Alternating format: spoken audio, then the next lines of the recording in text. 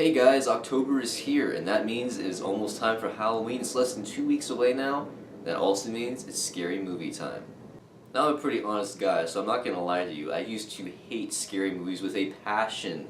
I could not stand them. I wanted to keep 50 feet away from them. There was one day where two of the movies I'm going to tell you about in this list were shown to me, back to back, by my parents. And I was like 10 or 12 years old. I'm now almost 18. I can handle just about anything. But back then, no, there's no way. I could not handle anything. I remember that day distinctly. I was supposed to go rowing because I used to be on a row team back then. That was 5-6 years ago now. I can't believe it. And it got canceled. It was 7:30 in the morning, and it got canceled because it was rainy and misty out. And I have been out rowing on those conditions, but that's a tale for another day. So it was almost Halloween time, so I figured, well, I'll watch some scary stuff. So I watched the scariest episode of the 90s children's TV show, Goosebumps. I used to love that show. It was one of my favorites, even though it was pretty creepy at times. Well, I watched the scariest one, Welcome to Dead House. I still remember it. It was about zombies and this family moving into a town of zombies, and they were chasing them and they wanted to eat them. It scared the heck out of me, and I think it still would. It is really creepy. So anyway, I watched that, and then my parents were like, well, if you can handle that, you can probably handle something a little bit scarier. So we watched The Mist, which is, I'm going to be telling you about that in a little bit. And then we watched The Thing. Actually, I think we watched The Thing first and then The Mist. Well, both of them are some of the scariest movies I've ever seen, especially The Mist. And I think I had PTSD for about 3 weeks afterwards. I did not want to be alone. I felt like something was watching me. And I had this thing where I did not want to be in the house at night, which in hindsight makes absolutely no sense because if I was scared, I would think this is where I'd want to be. But I didn't think like that back then.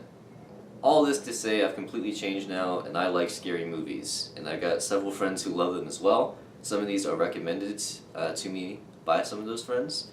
I'm very grateful to them for that.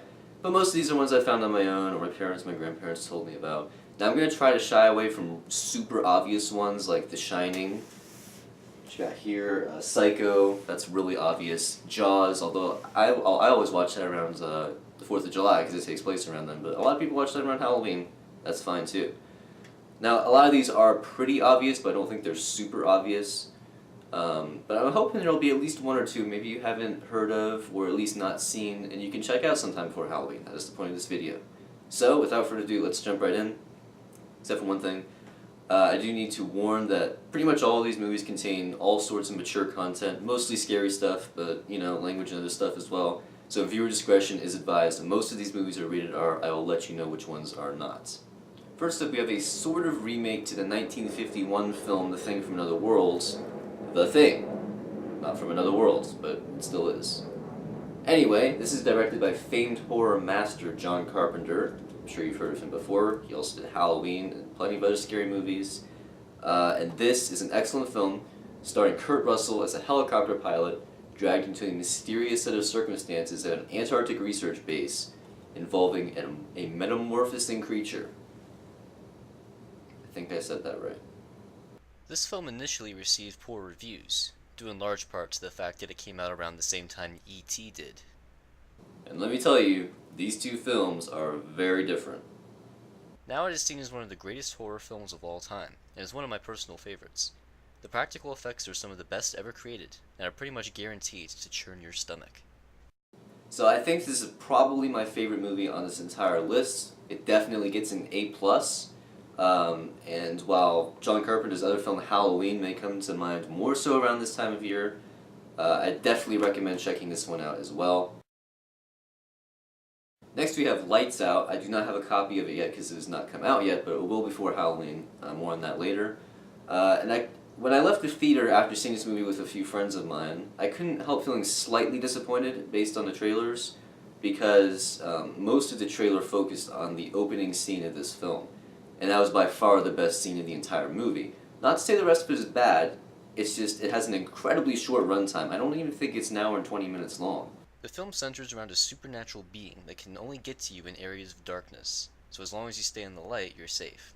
This film could easily have been really bad, but it was actually a standout in the 2016 summer season, which we all know was mostly crap. So if you didn't get a chance to see it while it was in theaters, it comes out on DVD, Blu-ray, and all that good stuff on October 25th. which I believe is less than a week before Halloween, so you might want to go and pre-order it. It's on Amazon and all that good stuff. So I would recommend checking it out if you're a big horror fan. Next up we have 2 in 1, The Conjuring 1 and The Conjuring 2. I feel like a weatherman. It's confusing. Anyway, it's pretty amazing that both of these are as great as they are. The first one especially is considered one of the best horror films in recent years, and I would definitely agree with that. It's actually my favorite horror film. Featuring excellent cinematography, acting, and atmosphere, James Wan perfectly executed these terrifying movies, and they're the perfect way to spend a night or two leading up to Halloween. While they are slightly old-fashioned, they're still incredibly scary. There are some moments that'll definitely make you jump in both of these films, especially the second one. It just starts, you're right in it as soon as it starts, basically, and it really doesn't let up very much. While we're on the subject of James Wan, I will go ahead and recommend Insidious as well. While it is not as good as the Conjuring films, it's still quite good, quite scary, and features probably the creepiest inclusion of a popular song in a film ever. It even features Darth Maul in one of the best scares of all time. This movie continues the Wan tradition of avoiding cheap jump scares and only startling us when there's really something to be startled about. While the final act kind of divulges into some sketchy territory, which, I mean, when you go to horror film, you're really not going for logistics anyway. But it does get a little sketchy towards the end. Despite that, though, it is a pretty good, scary movie. Definitely gonna make you look over your shoulder a little bit. I kind of debated on whether or not to put this one on the list or not, but I decided to go ahead and do it anyway, and it is 10 Cloverfield Lane. And while it's not a horror film per se, it's a thriller with horror elements. When a young woman is involved in a car accident and kidnapped by a mysterious man, she tries to find the answers to his claims of a post-apocalyptic world outside his underground bunker. Some people may not be crazy about the ending, but knowing how Abrams' mind works after seeing so many of his movies and TV shows, I expected something like it and thought it was a decent way to end the movie.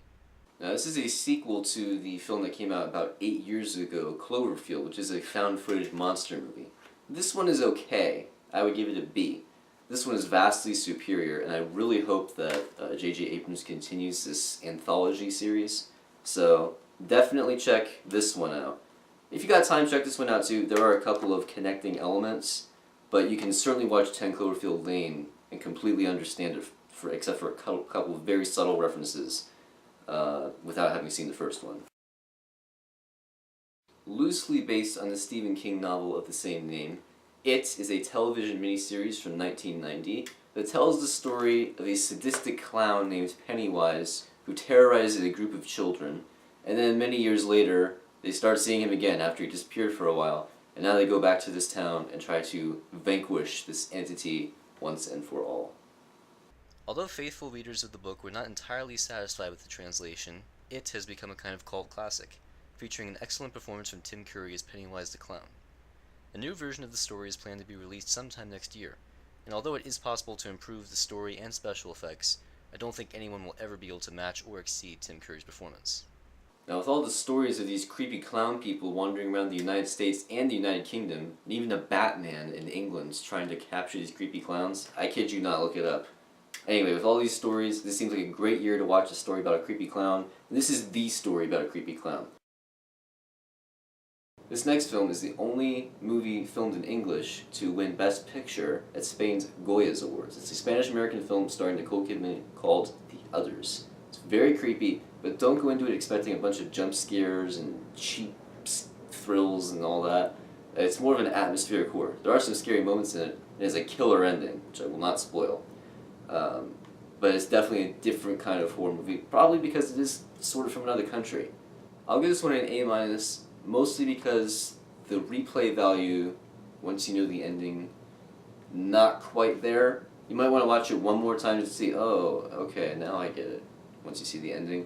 But beyond that, the replay value, maybe not so much. But it's still a very good film, and the first time you watch it, if you don't guess the ending, I think you'll love it. Alright. You can do this. Based on a Stephen King novella of the same name, The Mist is directed by longtime Stephen King collaborator Frank Darabont, who also did The Green Mile and The Shawshank Redemption, considered two of the best films ever made. And they're all, while they don't really fit into the Stephen King genre of horror and scares, they are his stories, and they are excellent. This one is vastly different because it is a scary one, and at the time I saw it, it was definitely the scariest movie I had ever seen. And it was also the most disturbing movie I've ever seen, and it still is. It centers around a group of townspeople who get trapped in a small grocery store when a mist filled with deadly creatures starts emanating from a mysterious government facility. Easily the most memorable movie ending I have ever seen, and one that differs from the source material. However, King said he was alright with it. What propels this above your average horror flick, though, is the fact it is not only a monster movie, but also a very interesting character study. Several factions of people form in this store, and you begin to wonder if the real monsters are inside or outside. So this is not something you want to show your kids for so many reasons, but especially the ending. I think it has the potential to mess them up, because it kind of messed me up for a little while. I'm okay now. I'm not a psychopath or anything, but it did mess me up for a few weeks. But it's such a unique ending. Even though it is disturbing and very upsetting, it is an incredibly unique ending. I personally prefer the original. There are two versions of Invasion of the Body Snatchers that are lauded by critics and audiences alike. The 1956 original and the 1978 remake with Donald Sutherland and Jeff Goldblum and a bunch of other people. But I do prefer the original simply because it was such a unique concept, and it was really scary, especially for the time it was released. While the 70s version is undoubtedly scarier nowadays, especially due to the final scene, I have to give kudos to the creators of the original for such a unique and terrifying story, which not so subtly jabs the Communist Party at the height of the Cold War. My last suggestion is a very grotesque and disturbing, but not necessarily scary movie, directed by David Cronenberg, called The Fly. Now there was one made in the 50s, I believe, also called The Fly. This is a remake, and much like The Thing from Another World became The Thing, this went up the scare factor, kind of, and definitely up the gore factor. The Fly tells the story of an inventor working with teleportation, and the dire consequences he suffers when he makes a mistake. This is a pretty disturbing movie and deals with actually some pretty heady topics. Playing with God, the consequences of delving too deep into science. Now The Mist kind of does that too, and actually several other movies on this list, but this one probably does the most. And you really start thinking about some of the situations in this movie, like, oh my god, what would you do in this situation?